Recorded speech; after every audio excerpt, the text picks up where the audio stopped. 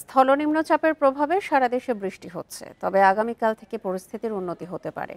কমে আসবে বৃষ্টির পরিমাণ। কাল থেকে সূর্যের দেখা মিলতে পারে। এরপর থেমে থেমে বর্ষাকালের স্বাভাবিক বৃষ্টি অব্যাহত থাকবে। কোথাও কোথাও বিশেষ করে উত্তরাঞ্চলে হতে পারে মাঝারি থেকে ভারী বৃষ্টি। আবহাওয়ার পূর্বাভাসে বলা হয়েছে, এবার বর্ষাকালে সারা দেশে স্বাভাবিক বৃষ্টি হবে। বৃষ্টি হলেও বন্যা পরিস্থিতি অবনতির শঙ্কা নেই, তবে উজানে ভারী বৃষ্টি হলে পরিস্থিতির অবনতি হতে পারে। বুধবার দেশের সর্বোচ্চ বৃষ্টির রেকর্ড করা হয় ময়মনসিংহে 61 মিলিমিটার। এ সময় রাজধানীতে রেকর্ড করা হয় মাত্র 14 মিলিমিটার বৃষ্টি।